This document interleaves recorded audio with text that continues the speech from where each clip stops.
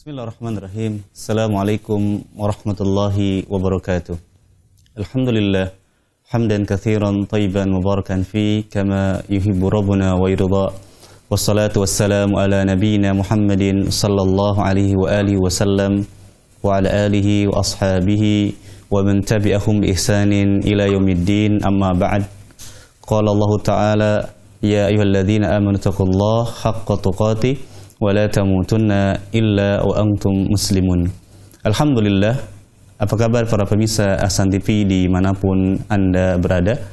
Alhamdulillah, senang sekali di malam hari ini, di hari Rabu malam Kamis, kami menemani Anda dalam program kajian rutin di setiap ba'da Isya bersama guru kita Ustaz Ahmad Zainuddin Ilsi hafizahullah ta'ala, masih membahas salah satu kitab, yakni Manhaj Al-Imam Asy-Syafi'i dalam masalah akidah yang dikarang oleh Profesor Dr.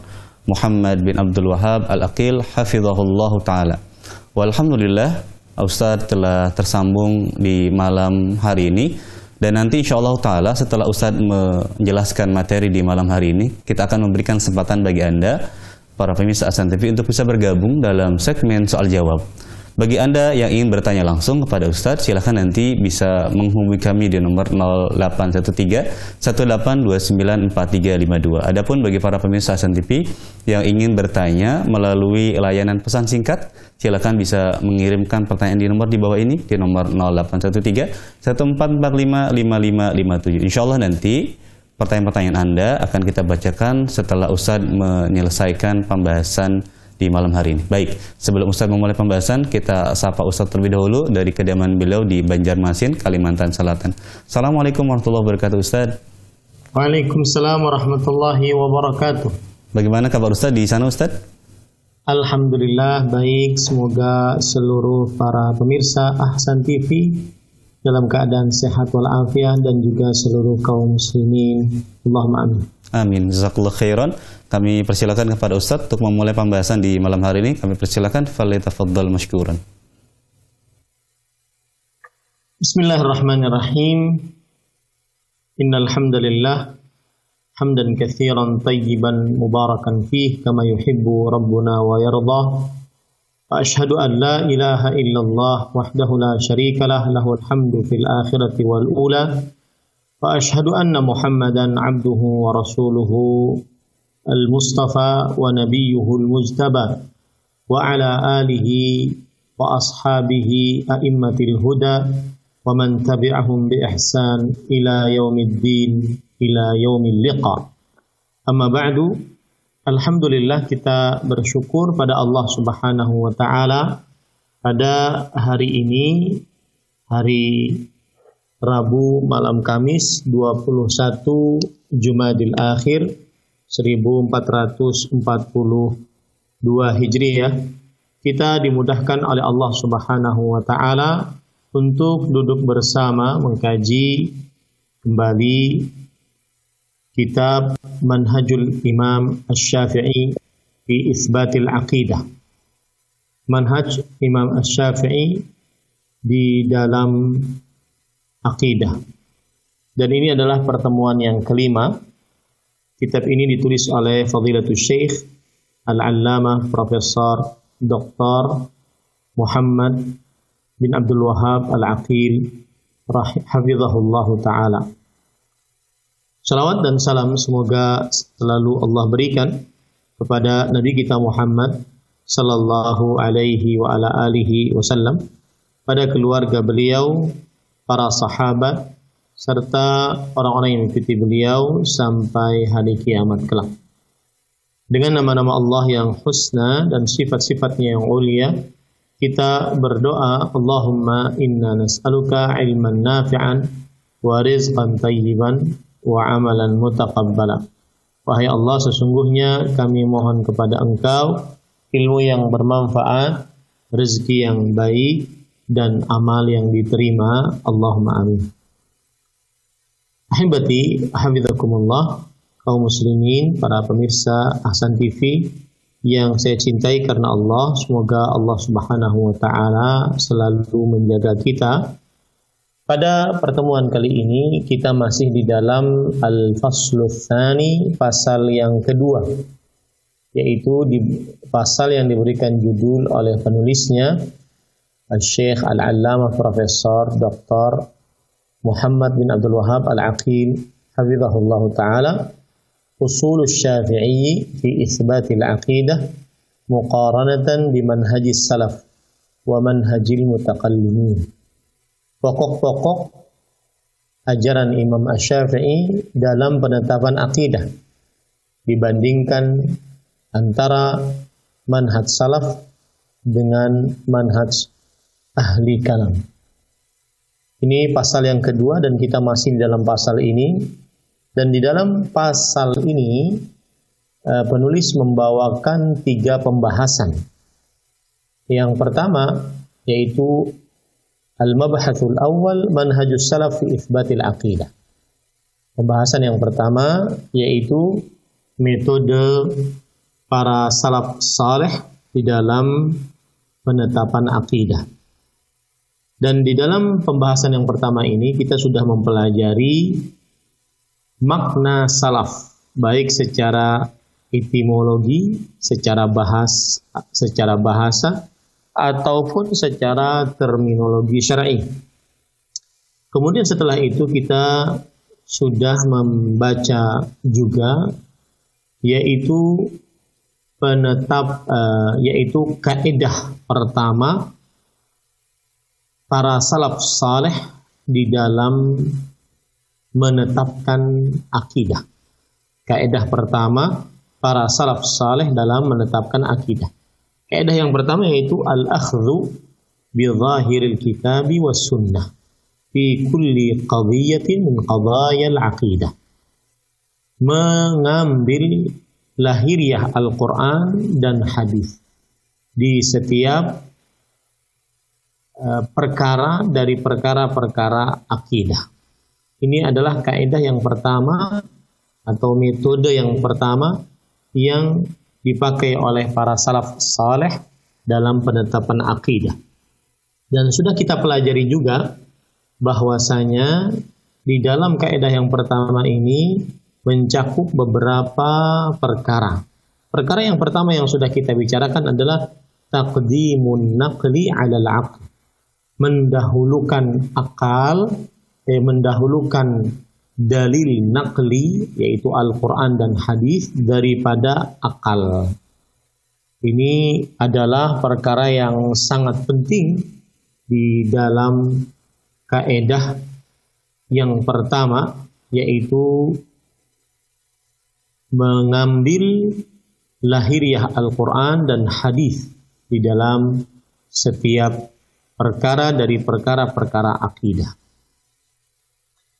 Ahibati hafizakumullahu ta'ala, kita sudah membicarakan bahwasanya ahlu sunnah wal jamaah mereka lebih mendahulukan dalil-dalil naqli, dan yang dimaksud dengan dalil-dalil naqli adalah nas syariat.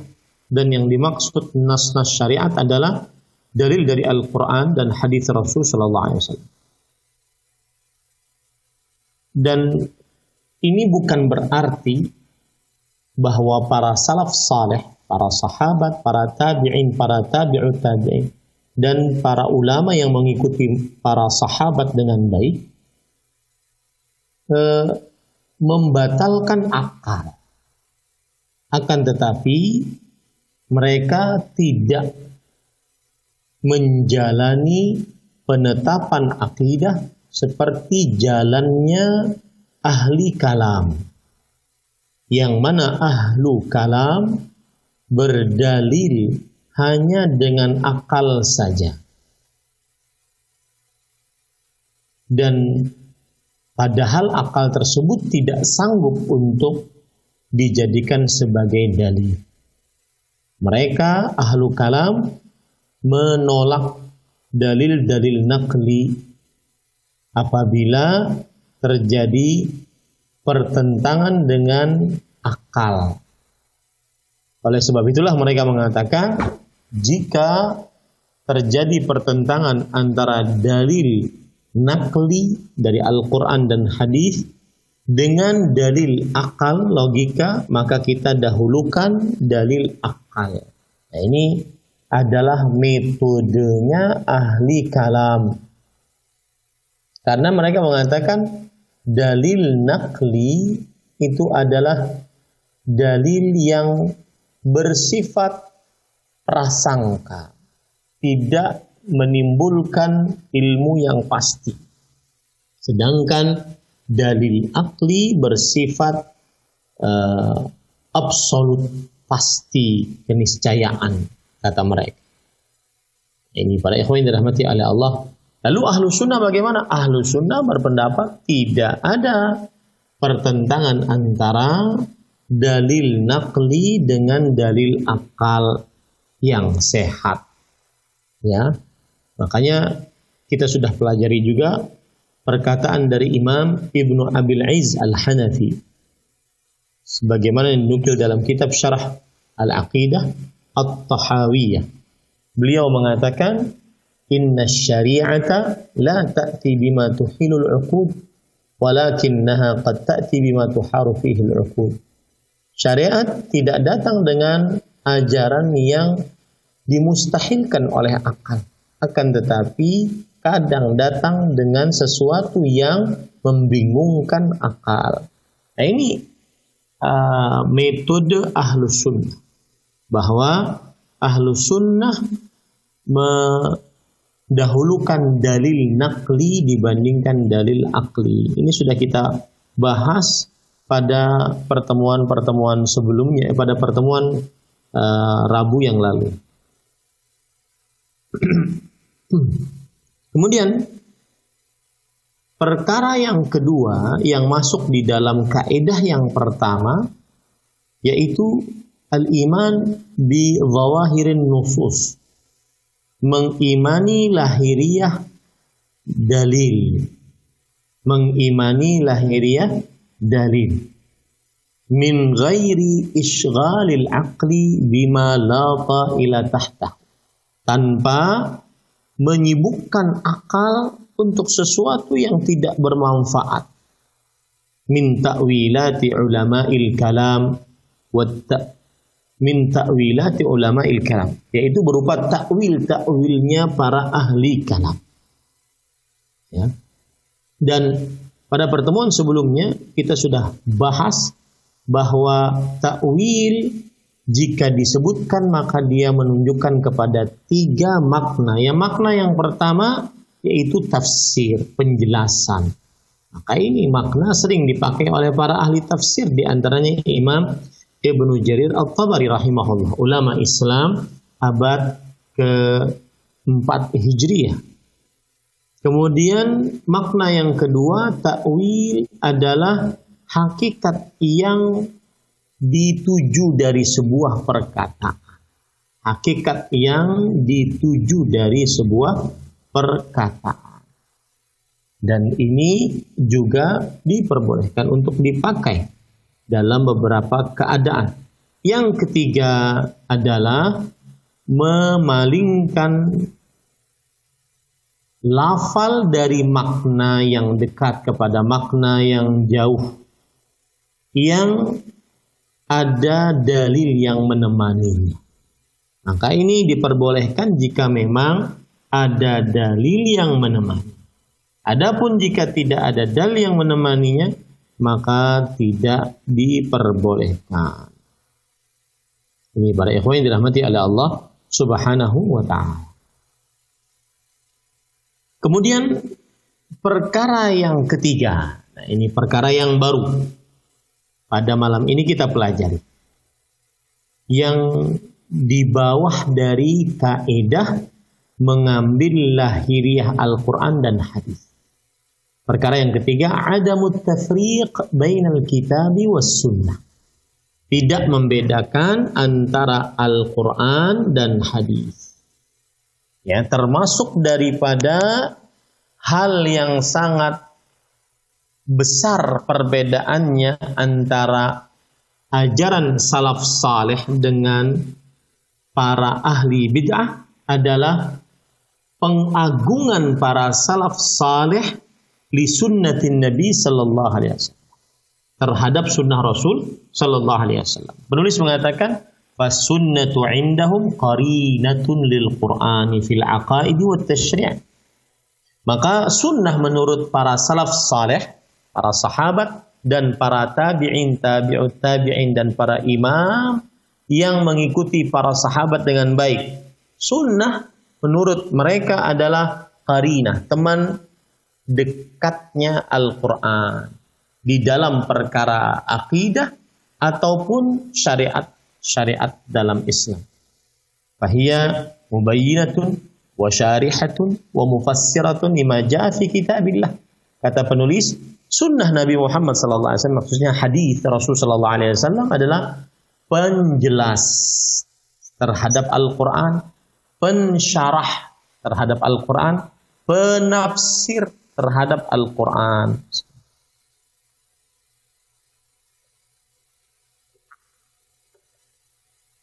Kemudian penulis mengatakan, oleh sebab itulah Ahlus Sunnah wal Jamaah mengambil lahiriah hadis-hadis dan tidak mentakwil sesuatu pun darinya, ya, dan menolak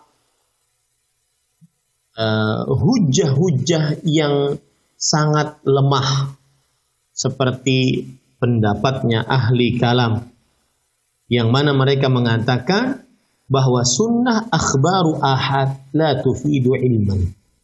Hadis Rasul itu adalah kabar-kabar perorangan, tidak mendatangkan ilmu, tidak bisa dijadikan sebagai sandaran menurut mereka. Ini ya pendapat ahli kalam, mereka sangat meremehkan hadis-hadis Rasul sallallahu alaihi wasallam. Makanya Imam Ahlus Sunnah wal Jamaah, Imam Ahmad bin Hanbal Asy-Syaibani rahimahullah, yang perkataan beliau dinukilkan di sini, beliau mengatakan tentang hadis-hadis sifat, hadis-hadis yang berkaitan dengan sifat-sifat Allah. Kata beliau, nu'minu biha, kami beriman dengannya, wa nusaddiqu biha, dan kami mempercayainya, wala naruddu syai'an minha, dan kami tidak menolak sesuatu darinya, idza kanat bi asanida sihah, kalau seandainya hadis-hadis tersebut dengan sanad-sanad yang sahih. Ya, jadi perkara yang ketiga yang masuk di dalam kaidah yang pertama dari kaidah metode metode para salafus saleh adalah yaitu tidak membedakan antara Al-Quran dan hadis. Al-Quran wahyu, hadis juga wahyu. Ya, tidak membedakan mereka antara Al-Quran dan hadis. Kemudian sekarang kita masuk sebelumnya. Kemudian beliau juga di Imam Ahmad rahimahullah berkata di dalam hadis-hadis tentang melihat Allah nanti di akhirat. Ya, ahli kalam menolak itu. Seperti kaum Mu'tazilah, ya, menolak itu. Kaum Mu'tazilah adalah kaum yang lebih mendahulukan akal dibandingkan dalil naqli. Di dalam kitab Syarah Usul Ahli Sunnah wal Jamaah, bahwa Imam Ahmad berkata tentang hadis melihat Allah nanti di akhirat, ahaditsu sihah nu'minu biha wa nuqirru wa kullama ruwiya 'anil nabi sallallahu alaihi wasallam bi asanida jayyidatin nu'minu bihi wa nuqir. Hadis-hadis sahih tentang melihat Allah Subhanahu wa taala di akhirat, kita beriman kepadanya dan menetapkannya, dan setiap apa saja yang diriwayatkan dari Nabi Muhammad SAW dengan sanad-sanad yang baik, maka kita beriman dengannya dan menetapkannya. Sufyan ibn Uyainah rahimahullah, tabi'ul atba', beliau juga mengatakan tentang hadis-hadis melihat Allah Subhanahu wa taala nanti di akhirat, beliau mengatakan haqqun narwiha ala ma sami'naha mimman nathiqu bihi wa nadha bihi. Ini hadis benar adanya. Kami riwayatkan hadis-hadis tersebut dari orang yang pernah kami dengar, yang orang tersebut kita percayai dan kita ridha kepadanya. Ini subhanallah. Ya, tegas para salaf saleh kalau urusan akidah mereka tegas, tidak mencela-mencela. Kami beriman dengan Allah beristiwa di atas arsy. Ini para ikhwan yang dirahmati oleh Allah Subhanahu wa taala. Nah, kemudian juga Muhammad ibn al-Hasan, ulama dari mazhab Abu Hanifah, mazhab Hanafi. Beliau ditanya tentang sebagian hadis-hadis sifat. Hadis-hadis tentang sifat-sifat Allah Subhanahu wa taala sebagaimana dalam kitab Syarah Ushul I'tiqad Ahli Sunnah. Beliau mengatakan, "Inna hadhil ahaditsa qad rawatha thiqatu fa nahnu narwiha wa nu'minu biha wa la nufassiruha." Sesungguhnya hadis-hadis ini telah diriwayatkan oleh para ulama-ulama yang terpercaya. Maka kita meriwayatkannya juga, kita mengimani dengannya dan tidak menafsirinya. Ini menunjukkan bagaimana perkara yang ketiga, yaitu tidak membedakan antara Al-Quran dan hadis. Semuanya wahyu dari Allah Subhanahu wa ta'ala. Baik, sekarang tadi kita katakan kaidah yang pertama. Kaidah yang pertama di bawahnya 3 perkara. Ya, kaidah yang pertama apa? Mengambil lahiriah Al-Quran dan hadis. Di bawah kaidah ini ada 3 perkara. Perkara yang pertama yaitu mendahulukan mendahulukan dalil naqli dibandingkan dalil akli. Yang kedua yaitu mengimani lahiriah dalil-dalil syar'i tanpa menyibukkan akal dengan takwil ahli kalam yang tidak ada manfaatnya. Yang ketiga yaitu tidak membedakan antara Al-Quran dan hadis Rasul Sallallahu Alaihi Wasallam. Baik. Sekarang kaidah yang kedua dari metode salaf saleh, ta'zimu qawli sahabati radhiyallahu anhum wal akhdhu bi fahmihim wa bima warada anhum. Mengagungkan perkataan sahabat. Waduh. Ya, para sahabat. Siapa itu sahabat Rasul sallallahu alaihi wasallam? Yaitu yang bertemu dengan Rasul sallallahu alaihi wasallam walau sekejap, beriman dan mati dalam keimanan.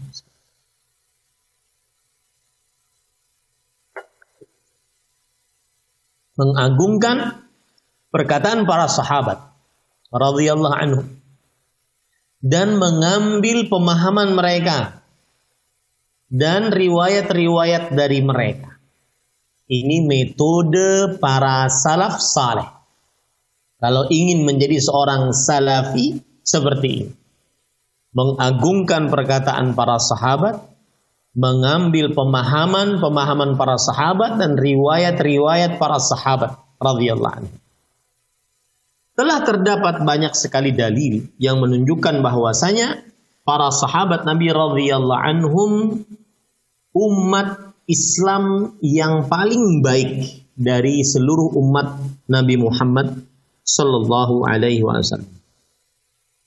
Paling tinggi imannya, paling dalam ilmunya, paling benar pemahamannya, paling bertakwa kepada Allah dan paling berhak untuk diikuti. Ya. Kenapa demikian? Di bawah ini penulis membawakan dalil. Yang pertama, surat At-Taubah ayat 100. Di dalam surat Taubah ini Allah Subhanahu wa taala menyebutkan bahwa para sahabat diridhai oleh Allah. Tidak mungkin kaum diridhai oleh Allah kecuali kaum tersebut sempurna mengerjakan syariat Islam. Maka kita mengambil pemahaman para sahabat, mengambil riwayat-riwayat yang mereka riwayatkan. Ya, Allah berfirman, "Was-sabiqunal awwalun minal muhajirin wal ansar walladzina tabauhum bi ihsanin radhiyallahu anhum wa radu an." Dan orang-orang dari generasi pertama, kaum muhajirin ansar, dan yang mengikuti mereka dengan baik, yaitu para tabi'in. Allah telah ridha atas mereka dan mereka ridha atas Allah. Ini penyebab kenapa kita mengagungkan perkataan para sahabat. Mengambil pemahaman para sahabat dijadikan sebagai sumber pemahaman terhadap Al-Quran dan hadis.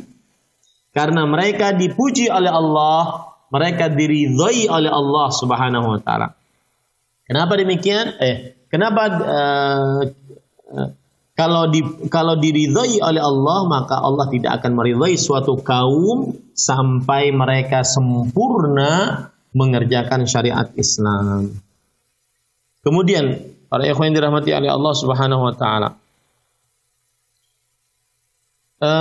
penulis kemudian membawakan, kata beliau, dan hadis-hadis yang berkaitan dengan keutamaan para sahabat sangatlah banyak. Ya, keutamaan para sahabat sangatlah banyak. Di antara hadis riwayat Muslim dari sahabat Nabi Abu Hurairah radhiyallahu anhu, Rasulullah sallallahu alaihi wasallam bersabda, "La tasubbu ashabi, fawalladhi nafsi biyadihi, law anna ahadakum anfaqa mithla Uhudin dhahaban, ma adraka mudda ahadihim wala nasifa." Jangan kalian hina para sahabat. Demi jiwaku yang berada di tangannya, jikalau salah seorang dari kalian menginfakkan sebesar gunung Uhud emas, maka tidak akan mendapati infak para sahabat satu mud atau setengahnya. Satu mud itu 2 telapak orang dewasa normal. Begini, satu mud. Kalau ada seorang sahabat bersedekah 1 mud atau setengah mud, maka tidak bisa digandengkan atau dibandingkan pahalanya dengan sedekahnya salah seorang penduduk bumi selain sahabat bersedekah emas sebesar gunung Uhud. Ini menunjukkan bagaimana mereka mempunyai kedudukan yang besar di sisi Allah Subhanahu wa taala. Oleh sebab itulah kita umat Islam diperintahkan oleh Allah Subhanahu wa taala, apabila terjadi perselisihan di antara kaum muslimin, maka hendaklah mengikuti para sahabat. Di antara dalil yang menunjukkan akal ini adalah hadis riwayat Imam Abu Daud, Imam Ibnu Majah dari sahabat Nabi Al-Irbad bin Sariyah radhiyallahu anhu, bahwa Rasul sallallahu alaihi wasallam bersabda, "Innahu man ya'ish minkum fasayara ikhtilafan katsiran, fa'alaikum bisunnati wa sunnatil khulafa'ir rasyidin al-mahdiyyin min ba'di, tamassaku biha wa 'addu 'alaiha bin nawabidh." Sesungguhnya siapapun yang hidup dari kalian, maka ia akan melihat perselisihan yang banyak, yaitu di tengah kaum muslimin. Saling berselisih, saling berbeda pendapat. Saat terjadi seperti itu, obatnya adalah hendaknya kalian berpegang teguh kepada sunnahku. Sunnahku di sini maksudnya ajaran dan ajaran para khulafaur rasyidin, Abu Bakar, Umar, Utsman, Ali radhiyallahu anhu, yang diberi petunjuk sepeninggalku. Ya, mereka sepeninggal Rasulullah SAW menjadi khalifah. Berpegang teguhlah dengannya, gigitlah dengan gigi geraham kalian. Maka para ikhwan yang dirahmati oleh Allah Subhanahu wa taala, karena Allah memuji dan Nabi Muhammad SAW memerintahkan untuk mengikuti para sahabat, dan karena mereka saksi langsung turunnya Al-Quran, Dan mereka sangat mengenal keinginan Allah dan keinginan Rasulullah sallallahu alaihi wasallam atas ayat-ayat dan hadis yang keluar. Dan mereka mengetahui sebab turunnya ayat. Ya. Oleh sebab ini semua, maka para salaf saleh mereka membangun metode beragamanya. Ya, mereka membangun metode beragama. Jadi Allah memuji Nabi Muhammad SAW memerintahkan kita untuk mengikuti mereka. Mereka saksi hidup tentang sebab turunnya ayat, sebab keluarnya hadis. Ya, mereka paling paham apa yang diinginkan oleh Allah dan Rasulnya. Belum lagi mereka adalah orang Arab asli dan Al-Quran dan hadis dengan bahasa Arab. Mereka yang paling paham. Ya, mereka yang paling paham terhadap agama. Kita harus tekankan itu.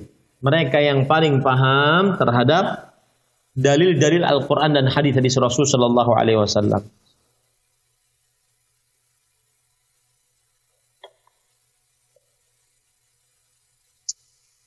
Baik. Para ikhwan yang dirahmati oleh Allah Subhanahu wa taala, kita kemudian penulis menyebutkan contoh-contoh telitinya pemahaman para salaf saleh terhadap dalil-dalil Al-Qur'an dan hadis Rasul sallallahu alaihi wasallam. Contoh-contoh telitinya para salaf saleh, para sahabat, kemudian para tabi'in, para tabi'ut tabi'in yang mengikuti para sahabat dengan baik terhadap dalil-dalil dari Al-Quran dan hadis Rasul Sallallahu Alaihi Wasallam. Ini menunjukkan bahwasanya ilmu, kebaikan, hikmah ada pada pengikutan kita terhadap para sahabat Nabi radhiyallahu anhu. Contoh yang pertama, atau sebab yang pertama, bukan contoh, sebab yang pertama, bahwa kenapa kita wajib mengikuti pemahaman para sahabat. Kenapa kita menjadikan pemahaman para sahabat terhadap dalil Al-Quran dan hadis sebagai sandaran? Satu, tidak ada di zaman mereka perbuatan bid'ah. Tidak ada di zaman mereka perbuatan-perbuatan yang menyebar diakibatkan bersandar kepada hawa nafsu. Tidak ada di zaman mereka perbuatan-perbuatan yang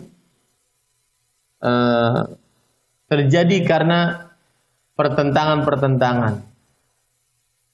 Mereka senantiasa sangat berpegang teguh di atas ilmu dan amal.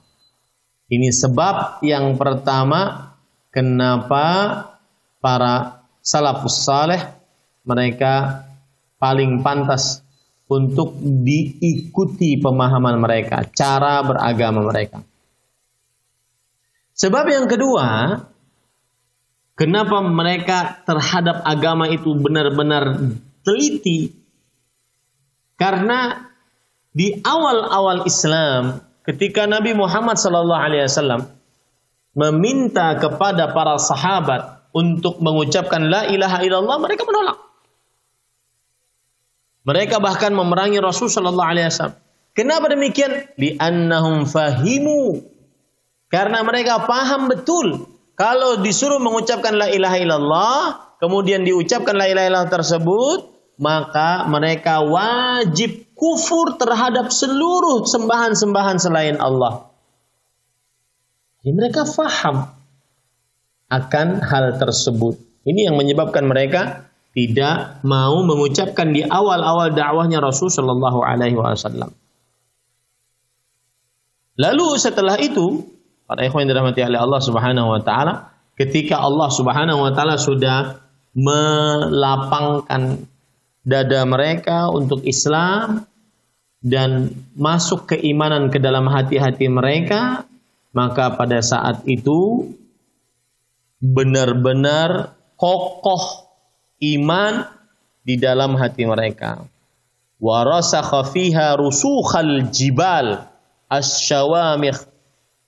menancap di dalam hati mereka keimanan, sebagaimana menancapnya gunung-gunung yang sangat kokoh, sangat tinggi.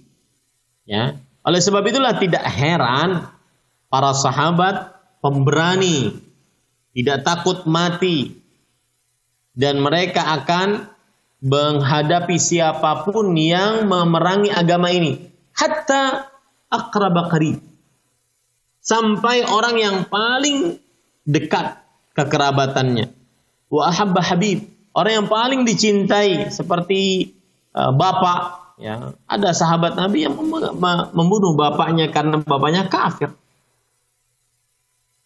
Dan ini menunjukkan iman mereka di atas pemahaman yang kuat tentang hakikat Islam dan keyakinan-keyakinan Islam. Ini yang kedua. Yang ketiga, yaitu perkataan Umar bin Khattab radhiyallahu anhu kepada Yahya bin Ya'mar yang datang dari Irak, datang ke kota Mekah atau kota Madinah. Maka Abdullah bin Umar mengatakan, "Idza laqita ulaik," jika engkau bertemu dengan mereka, fa akhbirhum anni bari'un minhum wa annahum bura'a'u minni. Maka beritahukan kepada orang-orang yang tidak percaya tentang takdir, bahwa mereka meyakini Allah itu tidak mentakdirkan makhluk.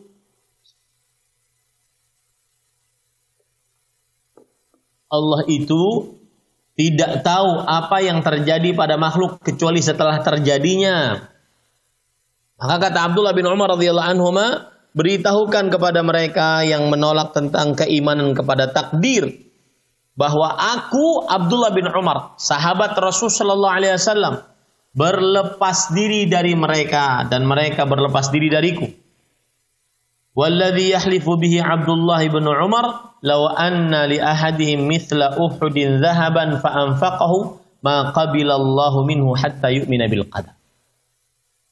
Demi yang Abdullah bin Umar bersumpah dengannya, yaitu demi Allah, jikalau salah seorang dari mereka memiliki emas sebesar gunung Uhud, lalu ia sedekahkan, Allah tidak akan menerima darinya sampai dia beriman kepada takdir. Sampai dia beriman kepada takdir. Ini ahibati hafizakumullah ta'ala. Lalu setelah itu Abdullah bin Umar radhiyallahu anhu membawakan hadis Jibril yang masyhur. Kalau seandainya bukan karena pengetahuan yang mendalam dari Abdullah bin Umar radhiyallahu anhu ya, tentang keimanan kepada takdir dan bahwasanya dia adalah rukun iman, maka niscaya Abdullah bin Umar radhiyallahu anhu tidak berlepas diri dari yang mengingkari takdir. Ya. Ini menunjukkan bahwasanya dalamnya dan telitinya Abdullah bin Umar radhiyallahu anhuma. Nah. Kemudian yang keempat,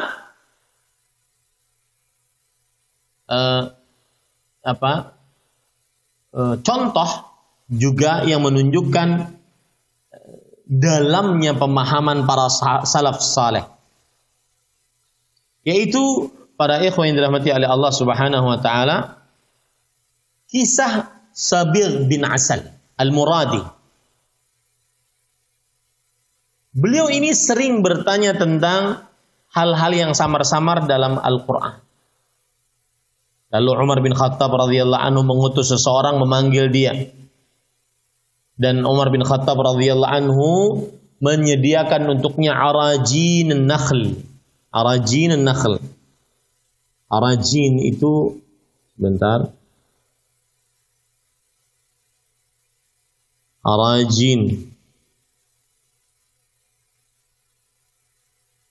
Arajin itu adalah saya berikan contoh ini arajin, ya.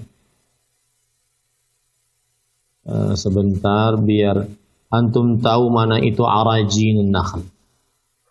Karena saya sering mengatakan salah satu nikmat Allah di zaman sekarang itu belajar sudah tahu gambarnya. Arajin nakhl, nakhl itu kurma, arajinnya itu ini. Nah, bisa lihat ya, ini arajin nakhl. Jadi ada orang di zaman Umar bin Khattab sering bertanya tentang hal yang samar-samar dalam Al-Quran. Umar bin Khattab manggil orang tersebut, diutus utusan untuk dipanggil, dan sudah disediakan untuknya arajinun nakhl. Ketika orang tersebut masuk ke dalam kantornya Umar bin Khattab, darabahu bitilkal arajin hatta adma ra'sah. Umar bin Khattab memukuli orang tersebut dengan arajin tadi, ya, sampai kepalanya terluka. Thumma arkabahu ala qatab. Kemudian dia naikkan ke atas onta. Wa nafahu, dan dia usir. Wa azama 'alan nas alla yujalisuhu, dan memerintahkan kepada manusia untuk tidak duduk tidak menemaninya. Fakana bainal khalqi kal ba'iril ajrab. Maka orang tersebut di antara manusia seperti onta yang penuh dengan penyakit kulit. Kullama jalasa ila halaqah qamu wa tarakuhu. Setiap kali dia duduk di sebuah majlis, maka orang-orang akan bangun dan meninggalkan dia. Ini menunjukkan bagaimana telitinya pemahaman para salaf saleh. Yang di sini adalah Umar bin Khattab radhiyallahu anhu terhadap dalil-dalil nakli tentang sifat-sifat Rasulullah, sifat-sifat Allah Subhanahu wa ta'ala. Nah, ini ahibati hafizakumullahu ta'ala. Nah, kita ambil kaidah yang ketiga. Kaidah yang kedua tadi adalah mengagungkan perkataan para sahabat, menjadikan pemahaman para sahabat terhadap dalil-dalil dari Al-Quran dan hadits Rasulullah SAW sebagai pemahaman yang benar, didahulukan, dan seterusnya. Kaidah yang ketiga dari metode yang dipakai oleh para salaf saleh dalam beragama, yaitu hifdzul uqul an takallufil bahthi fima la tutiquhu min umuril aqidah. Menjaga otak, akal dari bersusah-susah membahas sesuatu yang tidak disanggupi oleh akal dari perkara-perkara akidah. Ya. Oleh sebab itulah, kenapa demikian? Karena Allah memberikan akal itu kekuatan yang terbatas. Maka dia tidak sanggup untuk menjauhi kekuatan melampaui batasan tersebut. Dan para salaf saleh mereka senantiasa diam dari berbicara hal-hal yang gaib, dan mereka menerima dalil-dalil syar'i dan mereka mengimaninya. Dan daurul aqli fil aqidatil mughayyabati salafiyyah huwa daurur ridha wal itmi'nan wat taqdir li'azamatillahi wa tafakkur fi makhluqatihi al-'azimah al-mabthutha fi hadzal kaun al-fasih wat ta'ammul bima awda'allahu fihi minal ayat. Yang artinya, dan menurut salaf saleh, fungsi akal dalam perkara akidah salaf yaitu merelai, tenang, ya, dan mengagungkan kekuasaan Allah Subhanahu wa ta'ala, dan memikirkan dalam makhluk-makhluk Allah Subhanahu wa ta'ala. Ini para ikhwan yang dirahmati oleh Allah Subhanahu wa ta'ala. Jadi begitu metode para salaf saleh yang ketiga, yaitu menjaga akal untuk tidak masuk ke dalam pembahasan yang akal tidak sanggup di dalamnya, seperti perkara-perkara akidah berkaitan dengan hal-hal yang gaib. Nah, para ikhwan yang dirahmati oleh Allah Subhanahu wa ta'ala, kira-kira cukup itu dulu 15 menit untuk pertanyaan. Dipersilahkan kepada pembawa acara. Tafadhal.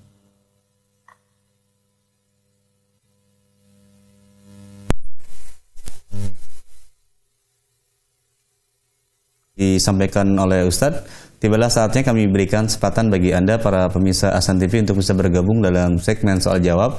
Silakan bagi Anda yang ingin bertanya melalui layanan telepon, silakan menghubungi kami di nomor 0813 18294352. Adapun bagi Anda yang ingin bertanya melalui layanan pesan singkat, silakan Anda bisa mengirimkan pertanyaan-pertanyaan Anda di nomor 0813 14555557. Insyaallah nanti pertanyaan-pertanyaan Anda akan kita sampaikan setelah kita jeda dulu. Setelah kita jeda dulu beberapa menit ke depan, insyaallah kita akan bacakan setelah jeda berikut ini insyaallah. Baik para pemirsa Ahsan TV dimanapun Anda berada, kami berikan kesempatan sekali lagi bagi Anda yang ingin bergabung dalam segmen soal jawab. Silakan bagi yang ingin bertanya secara langsung, silakan menghubungi kami di nomor 0813 18294352. Adapun bagi Anda yang ingin bertanya melalui layanan pesan singkat, silakan bisa mengirimkan pertanyaan di nomor 0813 14555557. Baik, sambil kita menunggu telepon yang masuk, ada beberapa pertanyaan yang masuk Ustadz. Yang pertama dari hamba Allah di Bekasi. Assalamualaikum warahmatullahi wabarakatuh. Ustadz, mohon penjelasan. Bagaimana kedudukan akal di dalam Islam Ustadz? Mohon penjelasan dari Ustadz. Jazakumullahu khairan. Bismillah, walhamdulillah, wassalatu wassalamu ala rasulillah wa ala alihi wa sahbihi wa man wala. Jazakumullahu khairan atas pertanyaannya. Dan kedudukan akal dalam Islam memang sangat penting. Dan Allah Subhanahu wa taala sering sekali menyebutkan di dalam Al-Qur'an akan hal ini. Yaitu seperti misalkan la'allakum ta'qilun, liqaumin yatafakkarun, liqaumin yafqahun, agar kalian memikirkannya, mengakalkannya, untuk kaum yang berpikir, untuk kaum yang memahami. Ini disebutkan oleh Allah Subhanahu wa taala banyak di dalam di dalam Al-Qur'an. Ini menunjukkan bahwasannya Islam sangat menghormati akal manusia dan membanggakan akal manusia tersebut, dan menjadikan akal sebagai sandaran untuk menetapkan akidah. Sandaran untuk menetapkan akidah. Oleh sebab itulah akal sangat dimuliakan dalam agama Islam. Tetapi akal kedudukannya bukan untuk memikirkan sesuatu yang di luar kemampuan, seperti memikirkan tentang hakikat sifat Allah, bagaimana Allah melihat, bagaimana Allah mendengar, bagaimana Allah berbicara, dan seterusnya. Nah, ini bukan perkara yang disyariatkan dalam agama Islam. Akal digunakan untuk memahami dalil dari Al-Quran dan hadis.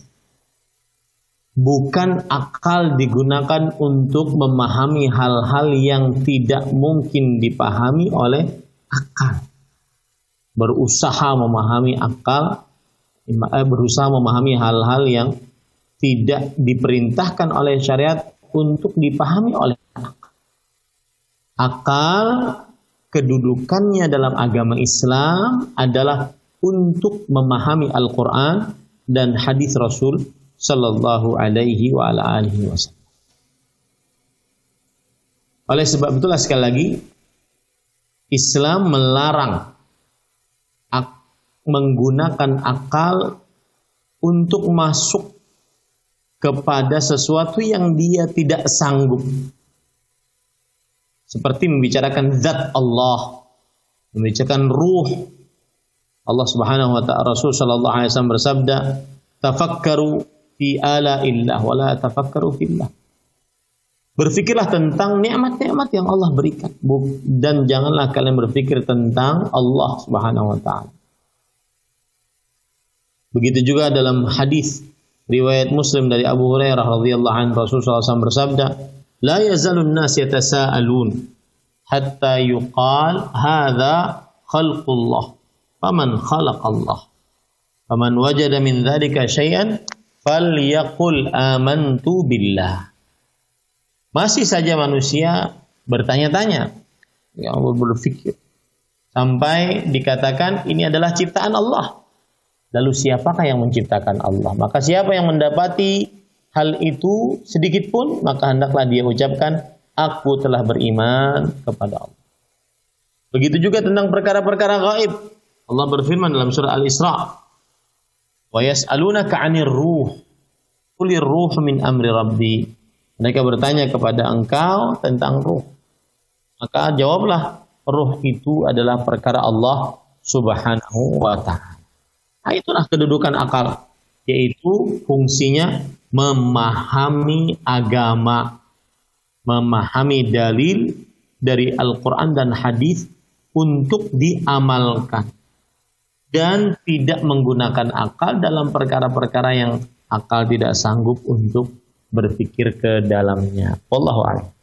Baik Ustaz, jazakallahu khairan atas jawaban dari Ustaz tadi dari pertanyaan hamba Allah di Bekasi. Kami berikan kesempatan kembali bagi pemirsa Ahsan TV yang ingin bertanya secara langsung, silahkan menghubungi kami di nomor 0813 18294352. Adapun bagi yang bertanya melalui pesan singkat, silahkan bisa mengirimkan pertanyaan di nomor 0813 14455557. Sudah telepon yang masuk? Kami persilahkan. Halo, assalamualaikum. Waalaikumsalam warahmatullah. Dengan siapa, di mana Pak? Dari Julianto ini di Sumatera Barat. Baik Pak Julianto, silakan pertanyaannya langsung ke Ustadz.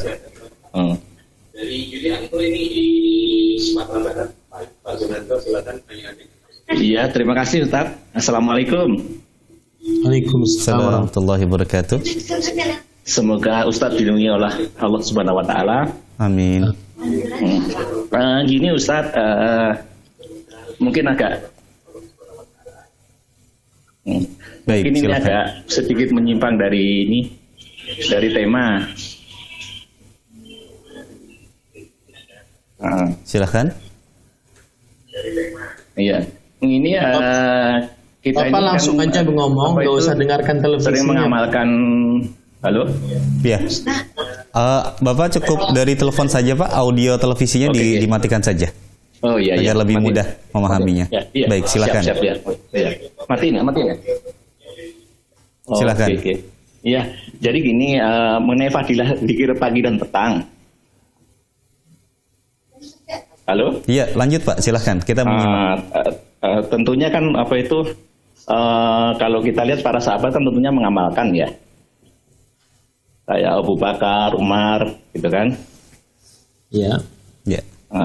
Terus yang kami agak sedikit bertanya, kenapa beliau-beliau itu tidak terjaga dengan dibuktikannya wafatnya kok diganggu dengan mungkin wafatnya terbunuh begitu loh. Maksud saya bagaimana untuk memahami hal tersebut itu loh. Dengan fadilah zikir dan pagi dan petang kok masih belum terjaga dengan kejailan orang sampai terbunuh. Begitu kira-kira Ustaz. Baik, cukup. Terima kasih Ustaz. Baik. Assalamualaikum ya. Assalamualaikum warahmatullahi wabarakatuh. Pak Julianto di Sumatera Barat. Silakan Ustaz. Bismillah, alhamdulillah, wassalatu wassalamu ala rasulillah. Jazakumullahu khairan atas pertanyaannya. Maka jawabannya, setiap orang yang berzikir pagi dan sore, maka dia akan mendapatkan keutamaan-keutamaan yang disebutkan di dalam hadis-hadis tentang zikir tersebut. Di antaranya, siapa yang mengucapkan Bismillahilladzi la yadurru ma'asmihi syai'un fil ardi wala fis samaa'i was samiul alim, atau a'udzu bikalimatillahi tammati min syarri ma khalaq, maka lam tusibhu faj'atu bala. Dia tidak akan tertimpa musibah yang mendadak. itu adalah keutamaan orang yang mengucapkan zikir tadi. Nah, lalu kenapa para sahabat seperti Umar bin Khattab, beliau ditombak dari belakang. Kemudian seperti Utsman bin Affan, beliau dikepung oleh para berontak.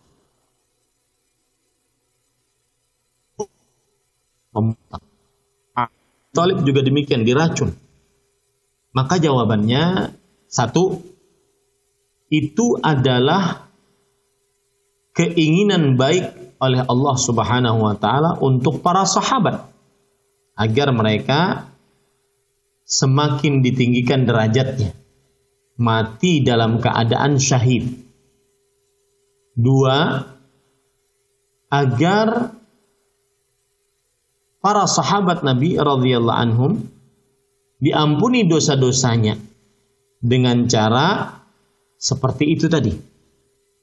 Lalu Ustadz, bukankah hadis tadi menunjukkan mereka tidak akan tertimpa musibah yang mendadak? Maka kita katakan asal hukumnya yang membaca doa tadi memang tidak tertimpa musibah yang mendadak. Tetapi Allah dengan hikmahnya memberikan musibah kepada seseorang yang membaca, meskipun dia membaca zikir pagi atau sore, Allah dengan hikmahnya memberikan musibah kepada seseorang. Entah tujuannya untuk mengangkat derajat atau menghapuskan dosa-dosanya sehingga derajatnya tinggi. Wallahu a'lam. Nah. Baik Ustaz, jazakallahu khairan atas pertanyaan Pak Julianto di Sumatera Barat. Kami persilakan kembali jika ada yang telepon yang masuk. Baik, belum. Kita bacakan pertanyaan dari pesan singkat Ustaz dari hamba Allah. Assalamualaikum warahmatullahi wabarakatuh. Ustaz, izin bertanya, bagaimana jika ada seseorang yang bertanya kepada kita, di mana Allah sebelum arsy itu diciptakan Ustaz? Mohon penjelasan dari Ustaz tentang masalah ini. Jazakumullahu khairan. Bismillah, alhamdulillah, wassalatu wassalamu ala rasulillah. Maka kita cukup mengatakan bahwa para sahabat Nabi radhiyallahu anhum yang mereka telah diridhai oleh Allah belum pernah bertanya tentang pertanyaan tersebut. Belum pernah bertanya tentang pertanyaan tersebut. Maka wasi'ana ma wasi'ahum. Kita bersikap yang sebagaimana para sahabat Nabi bersikap. Pertanyaan seperti itu belum ditanyakan oleh orang-orang yang diridhai oleh Allah. Berarti pertanyaan seperti itu tidak diperlukan untuk mendapatkan ridha Allah. Itu satu. Yang kedua, kita menjawab sebagaimana hadis Rasulullah Sallallahu Alaihi Wasallam, ya, bahwasanya Rasulullah Sallallahu Alaihi Wasallam bersabda, "Kana Allah, walam yakun syai." Yang artinya ada Allah dan tidak ada sesuatu apapun ghairuhu selain Allah Subhanahu wa taala. Wa kana 'arshuhu 'alal ma'. Dan 'arasy-Nya Allah di atas air. Wa kataba fi dzikri kulla syai' wa khalaqas samawati wal ardh. Dan Allah menulis di dalam Lauhul Mahfuz segala sesuatu. Kemudian Allah Subhanahu wa taala menciptakan langit dan bumi. Jawablah dengan hadis seperti itu. Ya, hadis yang diriwayatkan oleh Imam Bukhari dari Imran bin Husain radhiyallahu anhu. Ada Allah dan belum ada sesuatu apapun sebelumnya. Ini para ikhwan yang dirahmati Allah. Wallahu a'lam. Nah. Baik, jazakallahu khairan.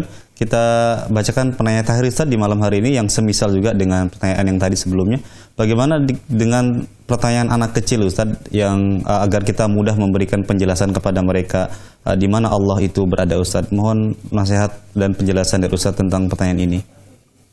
Bismillah, alhamdulillah, wassalatu wassalamu ala rasulillah. Jawablah sebagaimana Rasul sallallahu alaihi wasallam menjawab dan mengajari para sahabat. Ketika beliau bertanya kepada budak perempuan kecil dalam hadis riwayat Muslim, "Aina Allah?" Di mana Allah? Maka perempuan tersebut menjawab, fis sama, di langit. Maka kata Rasul sallallahu alaihi wasallam, a'tiqha fa innaha mu'minah. Merdekakan budak perempuan ini, sesungguhnya dia adalah beriman. Ini menunjukkan bahwasanya jika kita ingin mengajari anak-anak kita tentang keberadaan Allah, maka sebutkan hadis tersebut bahwa Allah di langit. Ya, Allah di langit, ataupun Allah beristiwa di atas arsy. Sudah. Dan tidak perlu kita untuk menjelaskan yang lebih dalam lagi. Allah di langit, seperti itu. Allah di langit, Allah di atas arsy. Itulah yang bisa kita sampaikan pada anak-anak atau kapasitas anak yang memang belum bisa kita untuk menjelaskannya lebih dalam lagi. Tetapi yang paling utama bagi kita adalah menalkinkan keyakinan yang benar berdasarkan Al-Quran dan Hadis yang dipahami oleh para salaf saleh. Wallahu alam. Ini yang bisa disampaikan. Wassalamualaikum warahmatullahi wabarakatuh. Walhamdulillahi rabbil alamin. Jazakumullah khairan atas jawaban dari Ustaz. Sebelum kami tutup, mungkin ada ikhtitam dari Ustaz. Ada pesan semoga bermanfaat, yaitu para ulama mengatakan meninggalkan yang haram lebih utama dibandingkan mengerjakan ketaatan. Salah satu contohnya berzikir. Para ulama salaf mengatakan zikrullahi hasan. Berzikir, menyebut nama Allah, subhanallah, alhamdulillah, Allahu akbar, la ilaha illallah, la haula wa la quwata illa billah, astaghfirullah, bersalawat, itu adalah perbuatan yang baik. Wa ahsanu minhu, dan yang lebih baik darinya adalah zikrullahi inda fi'lil ma'siyah. Mengingat Allah saat ingin mengerjakan maksiat sehingga tidak jadi mengerjakannya. Ini adalah pemahaman yang sangat menarik. Meninggalkan keharaman lebih utama dibandingkan mengerjakan ketaatan. Contohnya, berzikir kepada Allah baik. Bersalawat, bertasbih, tahmid, takbir, tahlil baik. Tetapi berzikir kepada Allah, mengingat Allah saat mau melihat yang haram di handphone, mengingat Allah saat mau mendengar yang haram, sehingga dia meninggalkannya, ini lebih utama. Semoga bermanfaat. Wassallallahu nabiyana Muhammad walhamdulillahi rabbil alamin. Baik, jazakallahu khairan, Masya Allah, ikhtitam yang sangat bermanfaat bagi kita semua. Semoga apa yang disampaikan Ustaz bisa kita ambil faedahnya. Dan kami ucapkan lagi jazakumullah khairan apa yang disampaikan oleh Ustaz. Semoga Allah Subhanahu wa taala senantiasa memberikan kesehatan kepada Ustaz dan kita bisa mengambil ilmu dari beliau. Dan tak lupa juga kami ucapkan jazakumullah khairan pada seluruh pemirsa Ahsan TV yang menyaksikan tayangan kajian rutin di setiap hari Rabu malam Kamis. Mohon maaf sekali lagi dari sekian pertanyaan yang Anda kirimkan, tidak semua kami bacakan karena memang keterbatasan waktu kita di malam hari ini. Kami atas nama kru yang bertugas mohon diri dan mohon maaf bila ada kekurangan. Kita tutup dengan doa kafaratul majelis. Subhanakallahumma bihamdika asyhadu an la ilaha illa anta astaghfiruka wa atubu ilaik. Assalamualaikum warahmatullahi wabarakatuh.